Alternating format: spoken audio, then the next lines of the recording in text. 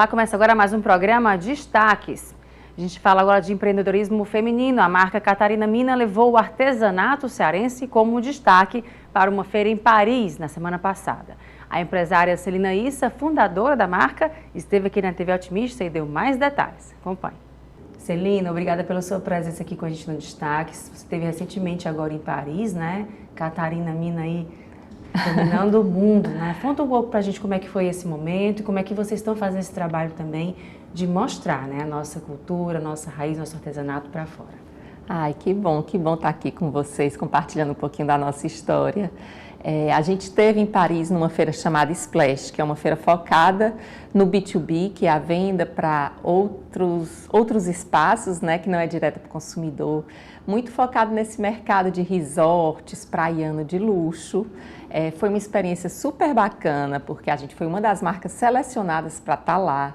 Então, do Brasil, a gente tinha 7 marcas, a Rite, a Vix, a Lene, que é uma marca super conhecida também, e tá entre essas marcas, tá trocando, tá aprendendo, não só nesse contato com o consumidor, né, mas também nesse contato com qualidade, aprimorando no mercado europeu, que é um mercado super exigente. Assim, quando você consegue entrar no mercado europeu, você consegue vários outros mercados, porque você se adequa a um dos mercados mais difíceis, né, internacionalmente. Agora, Celina, é um trabalho que vocês fazem há um longo tempo, né? Assim, é um trabalho de caminhadas, né? Cada pedrinha para formar esse caminho que vocês estão trilhando agora, né? Para quem ainda não conhece, que está assistindo, conta um pouco da história da Catarina Mina, como é que é o trabalho que vocês desenvolvem tão lindamente aqui no Ceará.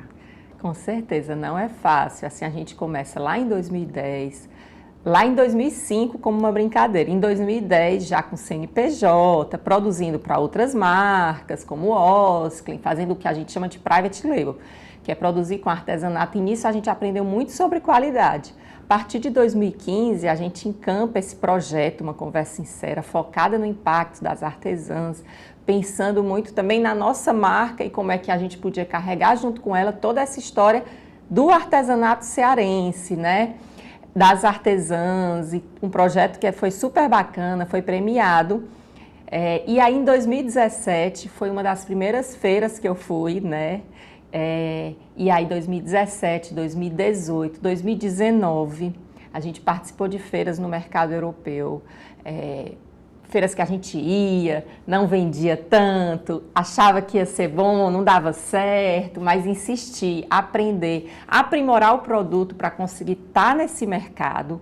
Aí em 2020 veio a pandemia, a gente não pôde mais viajar, então essa feira foi super bacana, porque foi uma das primeiras feiras que eu vou pessoalmente, desde essa época pré-pandemia.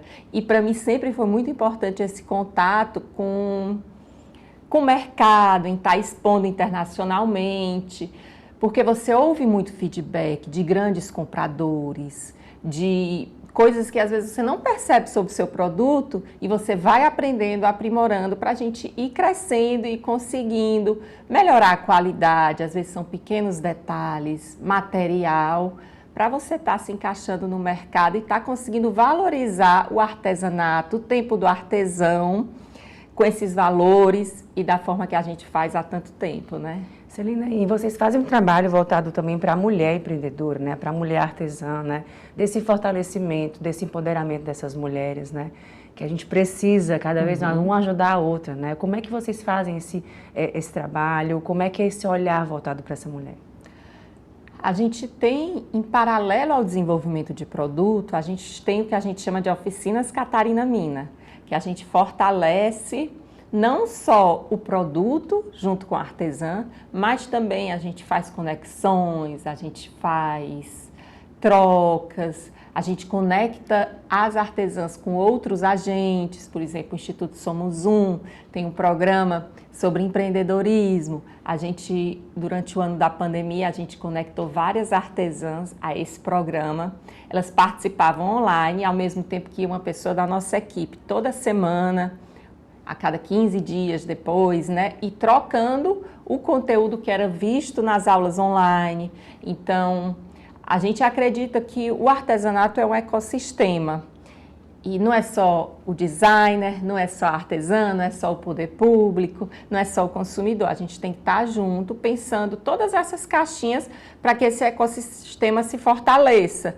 Porque às vezes a gente enfrenta desafios que é zonas rurais, às vezes é a internet, às vezes são questões ainda básicas de alfabetização no trabalho para fortalecer o artesanato cearense.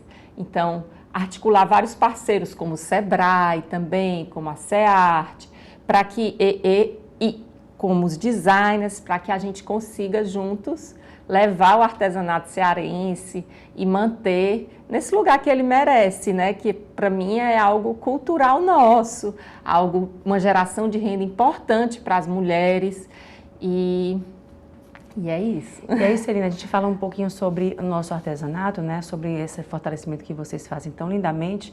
A gente vê que quem é de fora parece que às vezes valoriza muito mais, né? Do que a gente que está aqui dentro, que vivencia, que vai.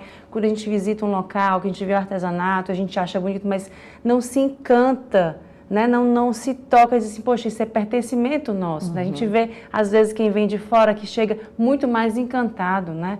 E olha para aquela pérola, né? Aquela joia rara que é o nosso artesanato cearense. Ainda falta muito da cultura disso aqui, do próprio cearense também se empoderar dessa riqueza que a gente tem que é o nosso artesanato? Eu acho que muitas vezes, como a gente nasce vendo isso e entendendo isso como cultura popular, a gente não entende o valor que é esse trabalho. E para quem está de fora, onde essa cultura já não existe mais, mas que existiu há muito tempo atrás, porque no caso da renda de bilro, a renda de bilro ela vem da Europa para cá, né? Ela chega nas praias daqui, aqui ela é adaptada, né? No lugar da bolinha de madeira se coloca o bilro, que é uma semente. No lugar do alfinete se coloca o espinho de mandacaru e aí ela é amplamente difundida no nosso litoral, uma renda que é chamada também de renda irlandesa ou renda portuguesa, eles disputam para ver de onde vem, mas lá já não existe mais. E aqui a gente precisa olhar de outra forma para que a gente consiga valorizar e para que esse fazer que é tão valioso e quando eu vejo sendo feito, a geração mais nova hoje também talvez nem imagina como é feito, né? A gente tá com um projeto novo, que é o projeto Travessias Artesanais, que é em parceria com o Sebrae, que é exatamente mapeando o fazer de 6 cidades aqui do Ceará e contando como é feito, é o como fazer de cada tipologia. Então tem a renda de birro, tem o labirinto, exatamente para a gente resgatar esse conhecimento que muitas vezes se perdeu. Então eu acho que esse encantamento ele vem também do conhecimento, da aproximação, de você ver como é feito. Cada vez que eu vejo eu me encanto de novo, porque como é que você consegue fazer um tecido a partir de uma linha, usando 2 pauzinhos, no caso da renda de bilro, no caso do labirinto, a desmontagem do tecido e o fazer um trabalho assim, cuidadoso, apaixonado, que às vezes você imagina, né, dessa época, com tantas telas, com tanta tecnologia, com tanta coisa, o usar das mãos é até terapêutico. É importante que a gente mantenha isso na nossa cultura e na nossa memória. É isso, Celina, até você falou uma coisa importante, né? Que é justamente nesse período das gerações de telas, né? De que apenas um dedo você está conseguindo, um mundo, digamos assim, você conseguir trabalhar todos os 10 dedos, né? Você conseguir ter aquela coordenação, fazer aquela mágica, né? Que é formar justamente a linha num tecido, numa obra-prima, né? E essa obra-prima vocês trabalham muito bem e despontam aí para o mercado internacional, né? E nesse caso, como é que vocês estão planejando os trabalhos para 2023? Além dessa ação que você já mencionou, né, que é do mapeamento, o que vocês estão planejando ainda já para até o finalzinho do ano? No nosso espaço, Ateliê Aberto da Catarina Mina, a gente vai ter o lançamento, que vai ser como se fosse uma exposição desse projeto, contando essas histórias, um espaço expográfico no qual as pessoas vão poder ver, se aproximar de cada ponto, de cada tipologia. A gente também está investindo no mercado internacional, viajar para Paris foi um desses investimentos, mas a gente acredita que é importante levar o artesanato internacionalmente para que a gente consiga realmente valorizar o fazer. A gente fala muito que o propósito da Catarina Mina é o feito à mão para conectar mundos, feito à mão para conectar mundos. Então, conectar a cultura do nosso interior com a cultura de uma grande cidade, como Paris, ou como Milão, ou como Miami, para a gente é super importante. E desenvolver novas coleções, criar novos produtos, crescer, se fortalecer como organização também.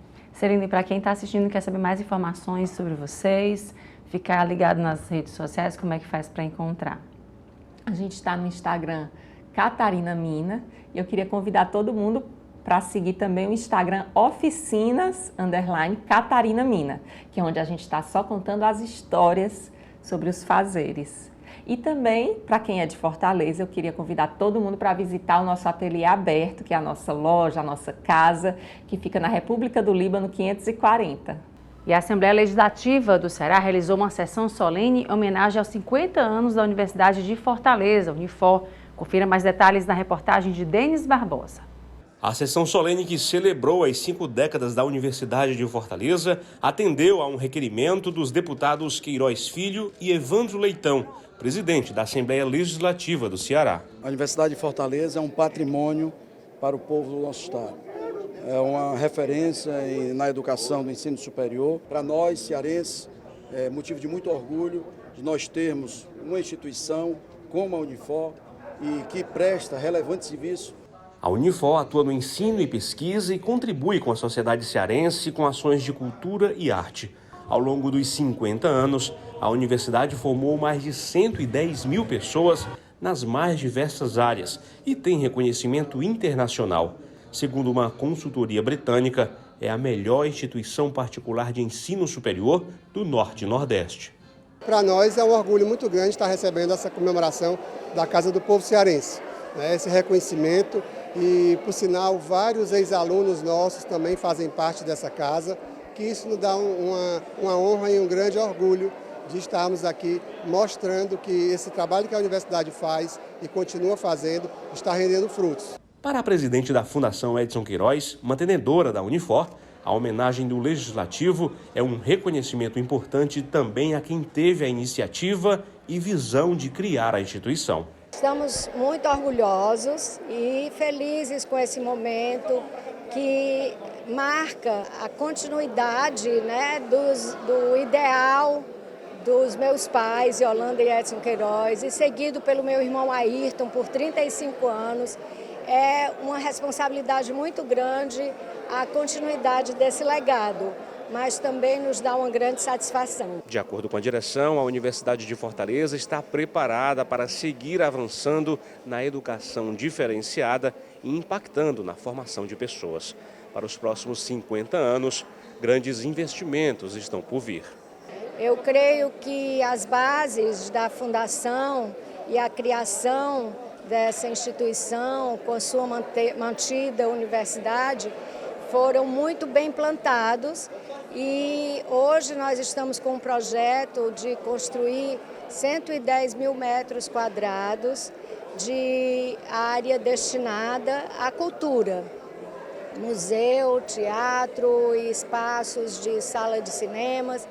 E eu creio que é um legado muito importante e a seriedade na continuidade tem que ser grande também. E a gente agora vai para o intervalo e volta em instantes com mais destaques.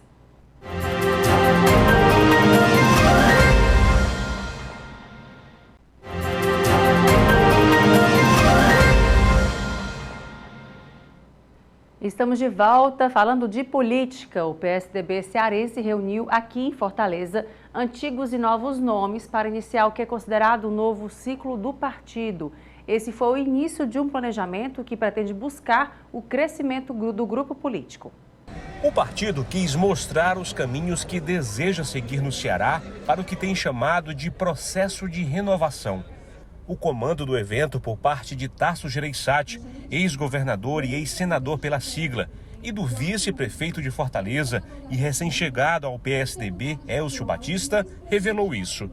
O Partido da Social Democracia Brasileira diz que quer falar e mostrar o que já fez e planejar o futuro.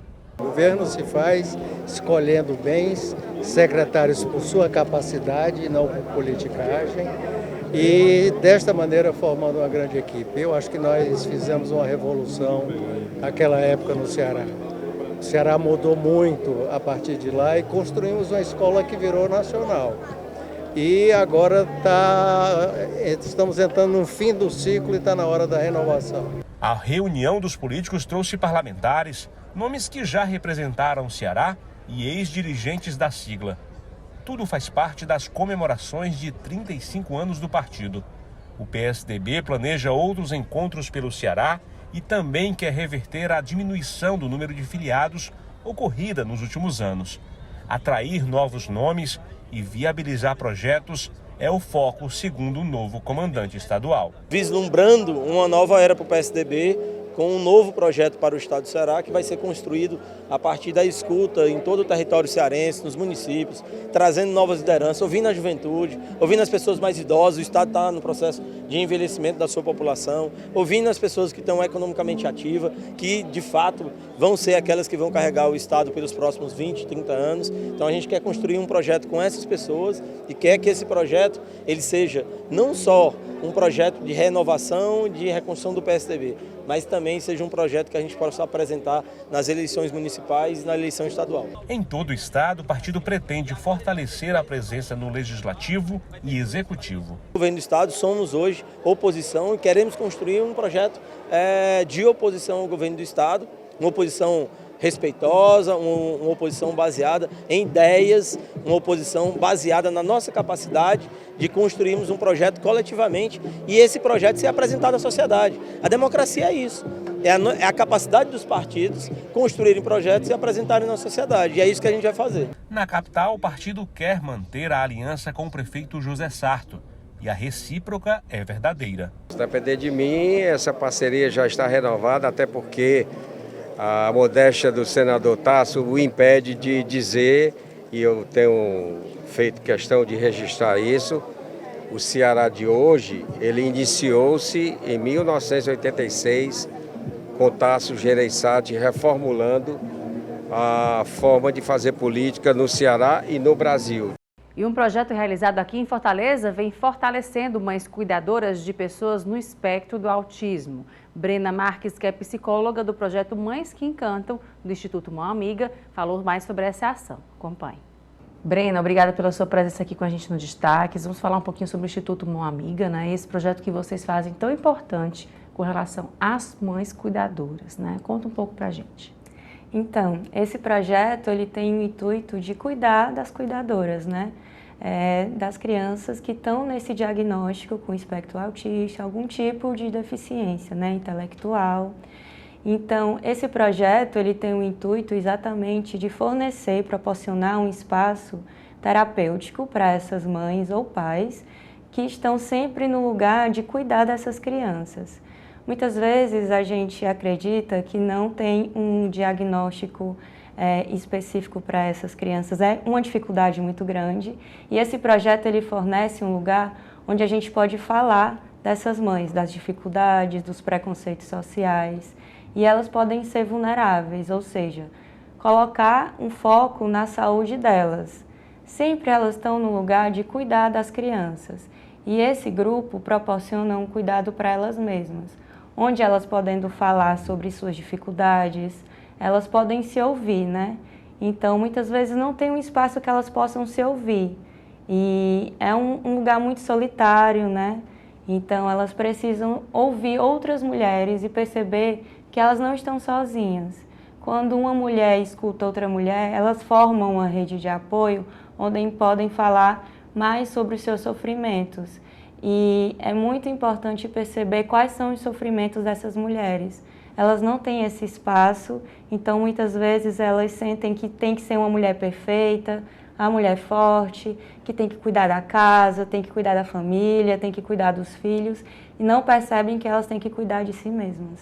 Pois é, nesse ponto que você fala muito importante, né, isso, delas olharem na outra como espelho, né, não só as mães, mas tem pais também que participam, né, a gente, apesar de serem poucos, a maioria a gente sabe que é mãe, mas elas se olharem, né, e verem que não estão sozinhas, muitas vezes até criando grupos para passear juntas, né, para poder vivenciar junto com os filhos, né, a gente vê que a sociedade ainda está caminhando muito, né, tem muito que caminhar para a inclusão de fato da pessoa com deficiência, mas nesse ponto, assim, desses grupos, a importância desse encontro, né, delas se verem entre si, né, e não ver que, poxa, o que eu estou passando tem alguém também passando ou que já passou por isso e pode me dar esse amparo, né, é importante esses momentos, né. Muitas vezes a falta de informação, né, como é que se dá o diagnóstico, para onde é que elas vão, como é que se dá essa informação, como é que consegue o laudo, né, então acaba formando uma rede de apoio que elas se dão as informações fundamentais para elas conseguirem os tipos de assistência. Muitas lá se tornam amigas e acabam se unindo nesse lugar tão solitário que são as mães, né? Muitas vezes elas se sentem só também sem um apoio familiar. Então tem muita sobrecarga emocional, financeira, física. Muitas delas são mães solos, né? É percebido também que é esse lugar masculino que não podem ter um acesso, assim, muitas vezes às próprias vulnerabilidades provocadas pelo machismo, né, acabam afastando esses homens dessa família. Então, muitas são mães solos, né. Então, é importante esse lugar de apoio, onde elas podem se enxergar uma na outra e se fortalecerem, né, porque é entrando em contato com a nossa vulnerabilidade, com os nossos medos e os nossos sentimentos, que a gente pode dar conta do enfrentamento da vida, não é fugindo, né? Brena, pois é, e aí essa é uma das ações do Instituto, né? Basicamente, para quem está assistindo, entender melhor como é que trabalha o Instituto atualmente. Pronto, o Instituto, ele é uma ONG sem fins lucrativos, está atuando na rede do Jockey Club, né? Tem há mais de 20 anos, e ele é formado por vários projetos, né? É um atendimento às crianças. Esse projeto do atendimento aos cuidadores é um projeto inovador, porque normalmente é um atendimento somente para as crianças, mas é uma ONG onde se destaca nesse recebimento dessas crianças com deficiência, né? Sendo do autismo, uma dessas deficiências. Então, para entrar, você normalmente tem que ir para uma rede pública, porque são encaminhamentos da rede pública.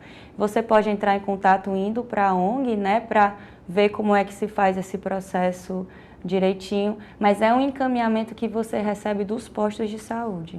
Então você faz primeiro o encaminhamento, vai no posto de saúde, né? A partir de lá é que faz o encaminhamento para o Instituto. Exatamente. Existem outras ONGs, mas elas vão sendo direcionadas, né? E aí é um encaminhamento que recebe do atendimento público.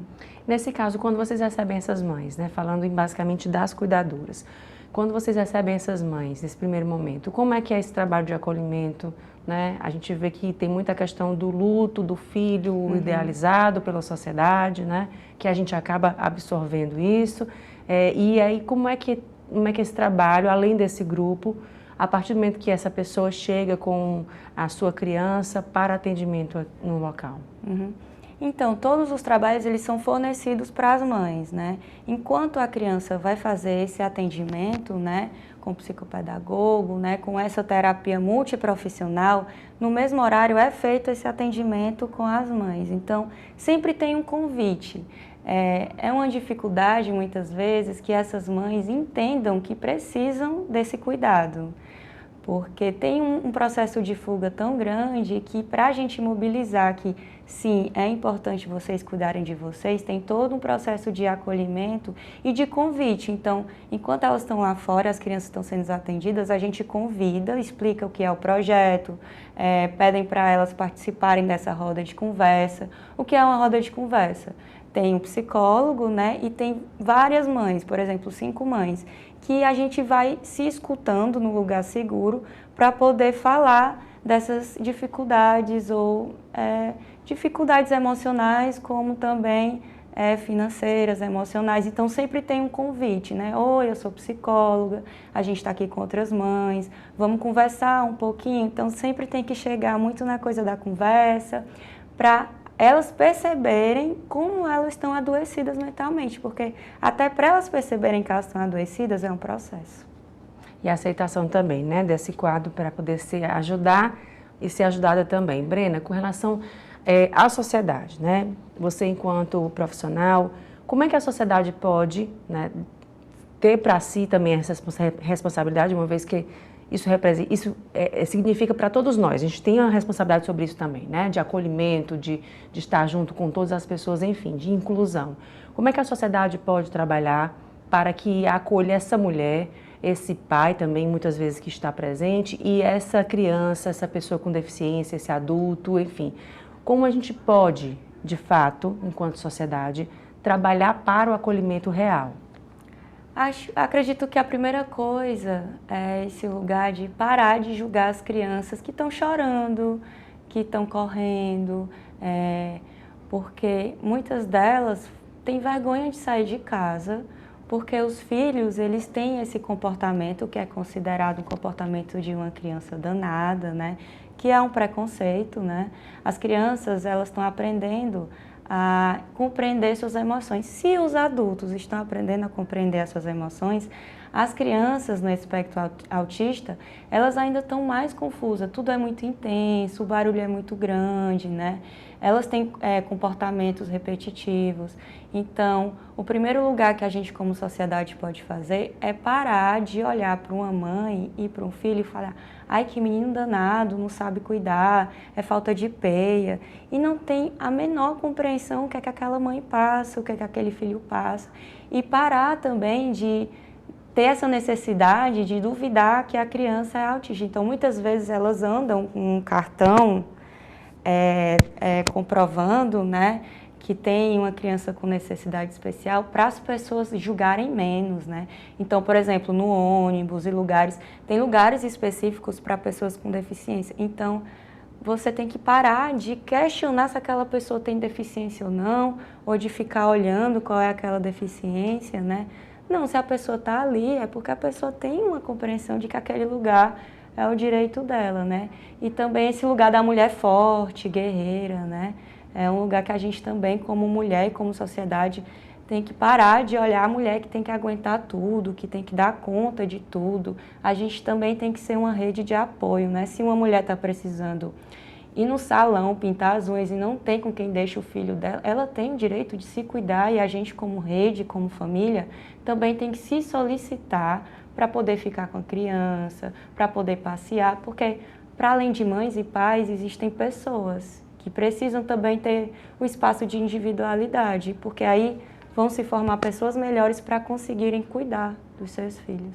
Ótimo, Brena, muito obrigada pela sua presença. Mais uma vez, para quem está assistindo e quer saber mais informações, tanto sobre o projeto como do Instituto, como é que faz para encontrar vocês? Então, a gente tem esse lugar, né, físico, que fica no Jockey Club. Então, você pode chegar lá e ter mais informações de quais são os horários do projeto, de como é que entra no projeto, porque esse projeto, ele é um projeto onde ele foi realizado nesse período, né? Mas constantemente estão acontecendo outros projetos. Então, também teve um projeto de artesanato, de sabonete, de empreendedorismo, para essas mulheres criarem autonomia para poderem se fortalecer. Então, você pode entrar em contato, né? Existe um telefone, o site do Instituto Mão Amiga, onde você pode buscar mais essas informações. Ok, Brena, muito obrigada mais uma vez e até uma próxima oportunidade. Grata por ter esse espaço para poder a gente falar dessas mulheres e poder falar um pouco mais também desse lugar de deficiência do espectro autista, que é tão importante. Tantas crianças estão sendo cada vez mais diagnosticadas e a gente precisa normalizar o diferente. A gente agora vai para o intervalo e volta em instantes com mais destaques.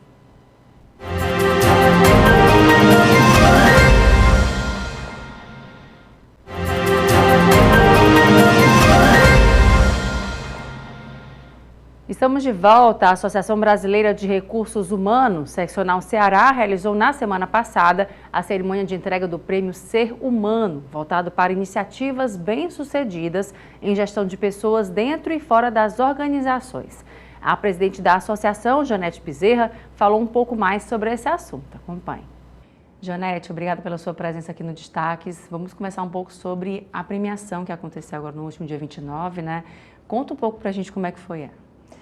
Obrigada por estar aqui também, pelo convite, Elaine.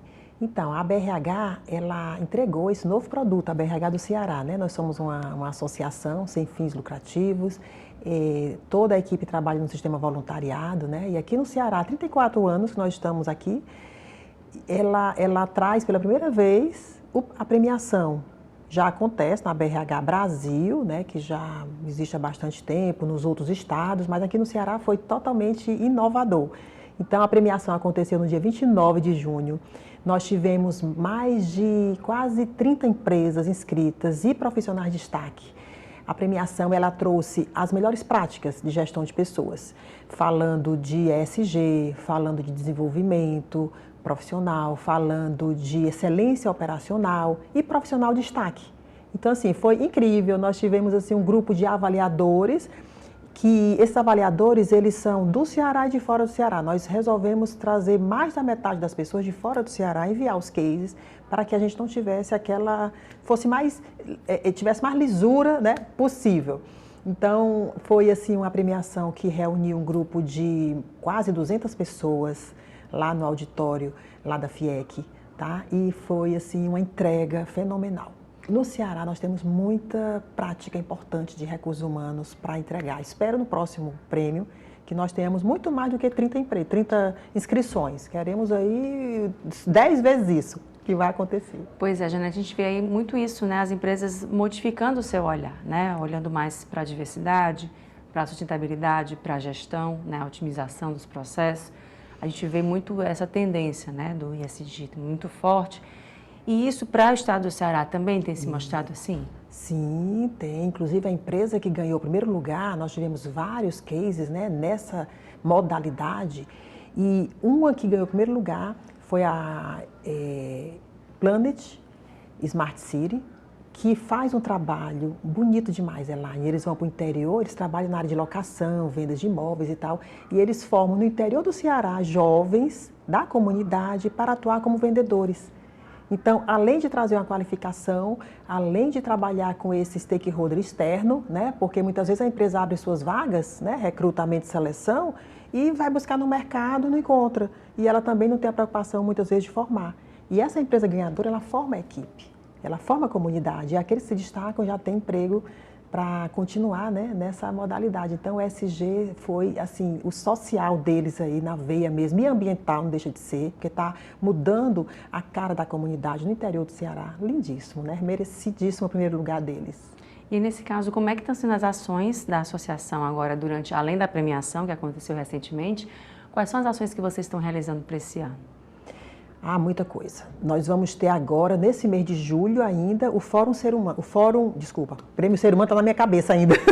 Ainda está muito quentinho, ainda né? Está muito quentinho. São muitas entregas da associação. Nós vamos ter o Fórum Saúde, que é um evento voltado para a área de saúde. Então, a gente traz a saúde corporativa, a saúde do trabalhador. Então, além do profissional de RH que participa, nós temos aí a área médica como um todo, né? Nós temos enfermeiros, nós temos diretores de clínica, de hospitais que participam. Vai ser dia 20 de julho agora. E depois temos o grande congresso, que é o maior evento do estado do Ceará, Norte, Nordeste e Centro-Oeste, que é o Congresso Ceará RH, que esse ano traz a edição histórica, 10 anos de Ceará RH, que a gente espera um público aí de mais de 6 mil pessoas, uma expo com mais de 60 expositores, vai ser lindíssimo. Vai acontecer no Shopping Rio Mar, 19 e 20 de outubro. Anota aí para você participar. Posso fazer a chamada? Pode, à vontade. 19 e 20 de outubro, Ceará RH 2023, uma edição memorável. Entra no site da BRH que você vai se inscrever. Você está convidada, tá, Elaine? Vai lá com a gente,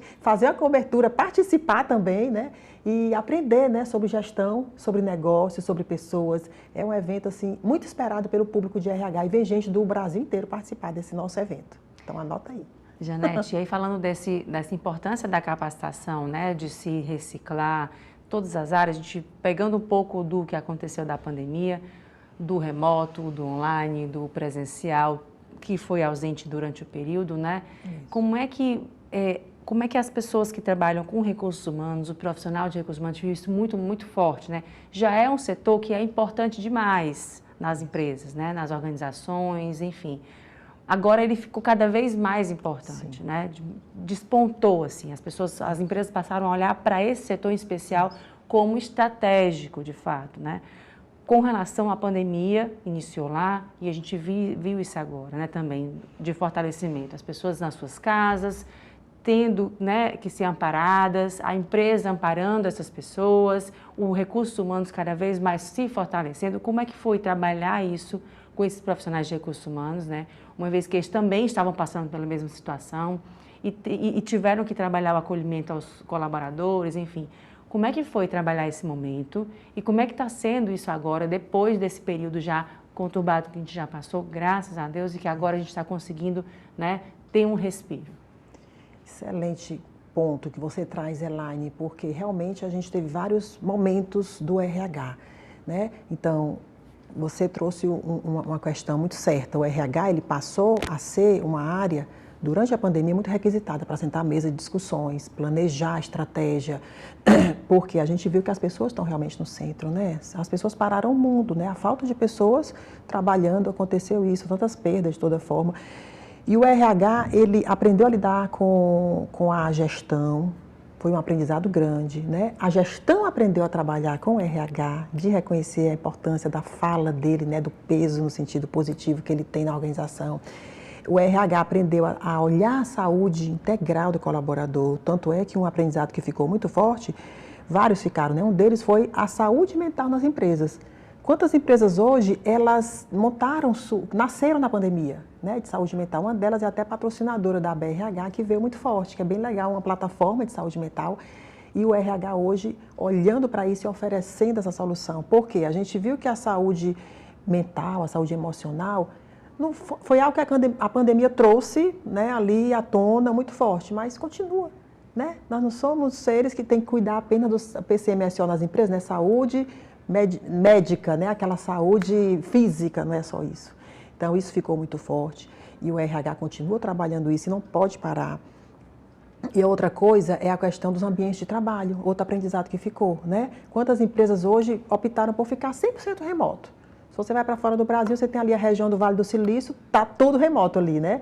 Aqui também nós temos empresas que estão, outras empresas voltaram para o presencial, por uma questão mesmo de cultura, né, da direção, não que não possa trabalhar remoto, porque a gente sabe que áreas como tecnologia é uma área importante, é uma área que hoje, ou você vai contratar um profissional de TI, para ele, que já é difícil, né, a demanda, a oferta é muito grande, aliás, de vagas, né, a oferta de vagas, e se você não der a opção do remoto, você pode perder esse profissional. Então, tem empresa que está lidando com isso aí, e não está fácil. E o híbrido, né, que trabalha na empresa, dias em casa, né? Os ambientes tiveram que ser remodelados. O RH, outra coisa importante, que o RH passou a ser muito mais requisitado para atuar como um designer organizacional, né? Aquele que arquiteta a estrutura da empresa para atrair colaboradores.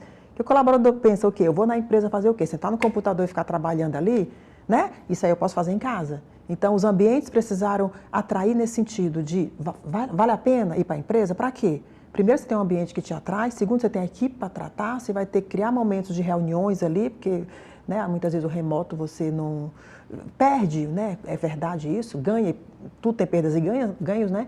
Mas esse foi um aprendizado. Então, eu acho, e o RH, eu diria assim, aqueles que souberam aproveitar a oportunidade, Elaine, eles voaram, estão voando. Isso requer o quê? Competências. E competência não é sobre você nascer competente. Você é competente, você está competente. Você pode ter uma competência no trabalho, em casa você não tem. Não é requisitado por isso, né?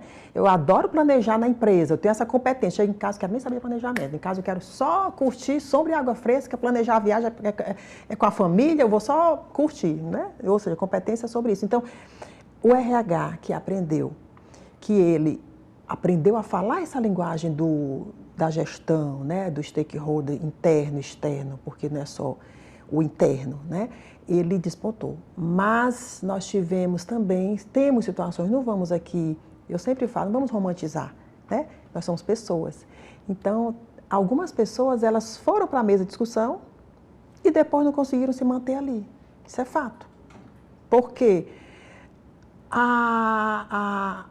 entre aspas, obrigação de estar na mesa, porque o tema era a gente, quem tem de gente, entre aspas, é o RH, eu digo que não é o RH, são as lideranças, né, são todas as pessoas, mas o RH entende aí da estratégia de gente, foi forçado a sentar na mesa. Então, alguns não aproveitaram essa oportunidade, isso é fato, né, e saíram de suas empresas, né, e não...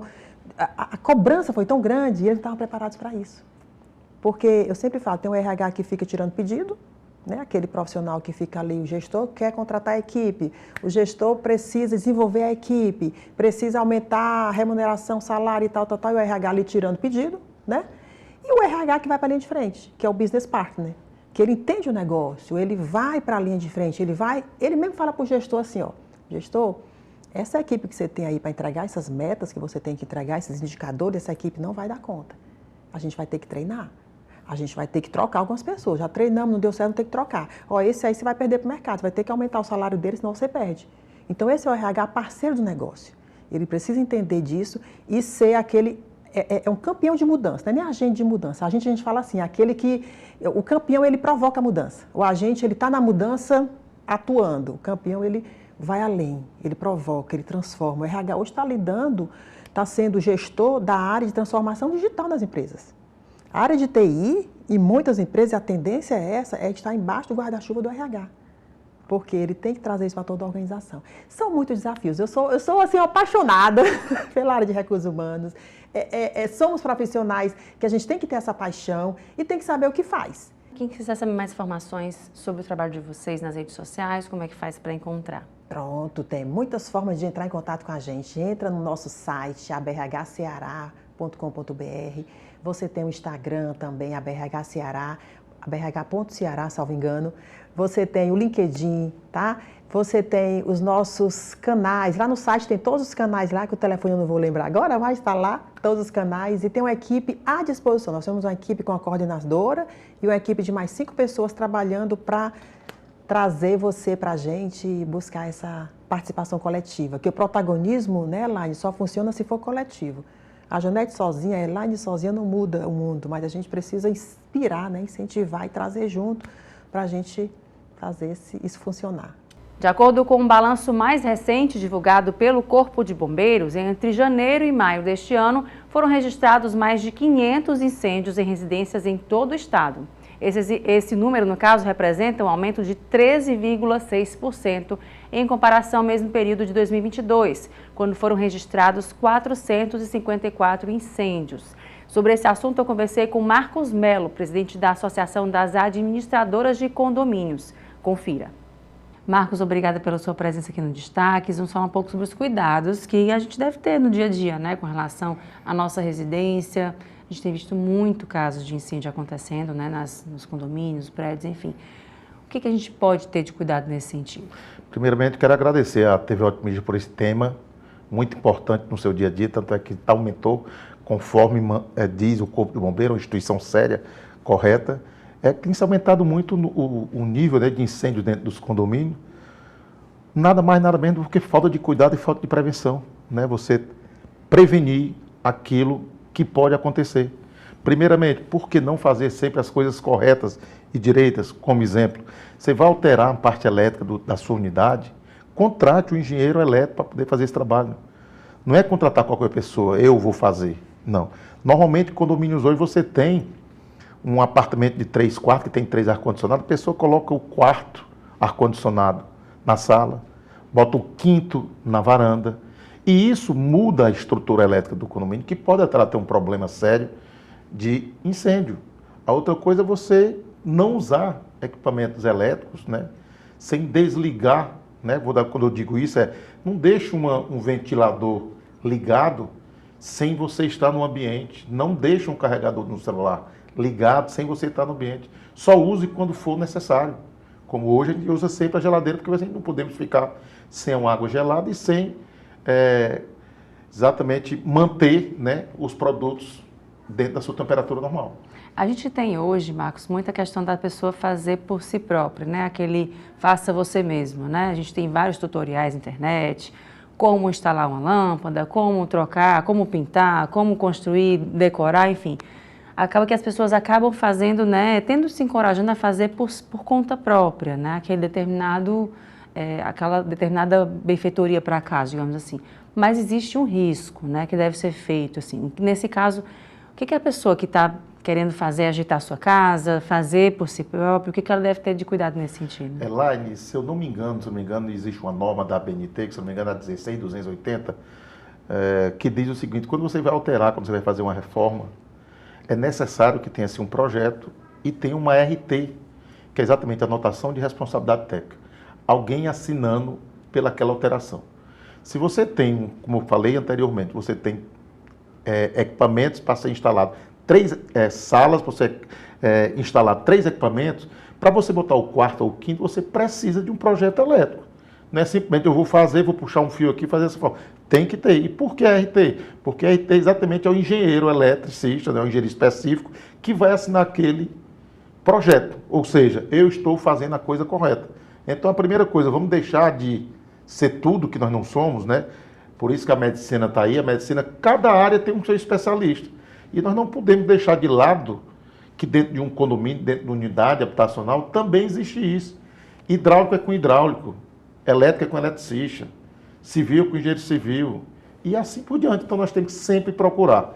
Vai fazer algum trabalho que necessite de realmente um profissional? Não estou falando aqui da troca de uma lâmpada, tem que estar trocando, bater um papo sobre isso, mas mesmo assim você vai trocar uma lâmpada porque você não desligar aquele disjuntor daquela área para você ter tranquilidade que você pode trocar uma lâmpada sem tomar um choque. Então vai fazer alguma coisa específica, contrata um profissional, que eu acho que é o caminho correto. O chuveiro elétrico, né, quando vai fazer a troca, enfim, muita né? gente troca, muita né? Gente muita gente, troca, vamos dizer, a pessoa vai lá e troca. Eu não, na minha casa eu não faço não, eu sempre procuro um especialista para poder fazer, porque eu acho que é vida. Eu sempre brinco muito dizendo o seguinte: se a gente valoriza o carro da gente, quando a gente vai fazer uma revisão, levar para a concessionária, então por que não você tomar de conta de um patrimônio, do melhor patrimônio que você tem, onde está teu esposo, está tua filha, está tua mulher, está teu pai, está tua mãe, então você tem que valorizar aquilo.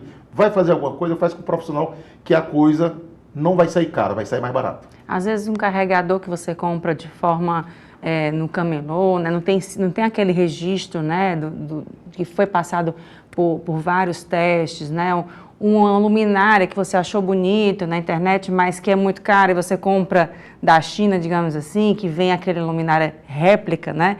Você acaba comprando, adquirindo coisas que não tem aquele registro específico, né, do Inmetro. Eu falei para você, existe, o Inmetro está para isso, né? Vamos dizer, as normas, a Associação Brasileira de Normatec está para isso. Quando vai comprar um produto, vai lá se ele está registrado.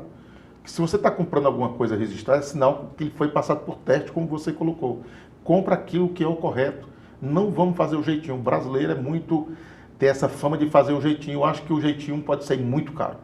E é a nossa vida, que não tem preço. Pois é, que é algo que não tem falta, né? Você, depois que o incêndio já está acontecendo, né? Assim, todo o transtorno, e sem falar no risco de morte, né? Que você pode estar vida, causando. né? Nós estamos falando de vida. Por isso que eu digo assim, uma coisa muito importante é que hoje nós estamos falando de vida. Nós não estamos falando de um celular, de um carro. A gente compra, né? Bater um carro, a gente ajeita. Perder um celular, a gente compra outro. Agora, perder alguém, você não tem que comprar outro alguém. Então, a vida em primeiro lugar. Tudo que for fazer, faça de acordo com as normas, que é a coisa mais importante que devemos fazer. E qual é a indicação de trabalho junto aos síndicos, junto a quem mora em condomínios, né? Como é que se deve trabalhar com relação a essa conscientização das pessoas? A gente está sempre, a Associação das Administradoras de Condomínio de Ceará, a DECON, sempre a gente divulga, trazendo profissionais, dando dicas, manuais de como utilizar, e o certo. Vai administrar um condomínio, contrate uma boa administradora para dizer o que é que você necessita fazer durante um ano. Vou dar exemplo para você. Tem um para-raio, é um instrumento de prevenção de incêndio. Revisa ele uma vez no ano. Tem os sprinklers, aqueles chuveirinhos que quando tem um incêndio ele explode, dá manutenção uma vez no ano. Tem os extintores uma vez no ano. Tem as válvulas retores de pressão uma vez no ano. Tem os quadros elétricos uma vez no ano. A gente fazendo o papel de casa, a probabilidade de acontecer vai ser bem reduzida. Ok. E qual o trabalho que vocês estão realizando também durante o ano agora de 2023, além desse de conscientização, o que é que a gente tem programado? A gente, não falando assim, toda terça-feira a gente tem um programa exatamente trazendo profissionais da área, né, falando sobre temas de condomínio. Vamos dizer, amanhã nós vamos falar sobre essa lei, né, municipal que proíbe o entregador de aplicativo subir nos condomínios. Então, sempre, toda semana, nós estamos na mídia trazendo algo de novo e informando toda a cadeia produtiva condominial do que é o certo e como deve ser feito o correto. E já puxando esse tema aí para você, já que você citou um pouquinho, nesse caso, né, a gente vê muito isso, a pessoa solicitar que o entregador deixe a encomenda em casa, enfim, entregue. O que é senso comum? O que a gente pode falar a respeito disso? Eu sempre disse que antes dessa lei, desde 1990, 80, 85, 86, as administradoras de condomínio sempre orientou que entregas tem que ser deixada na portaria e alguém desce.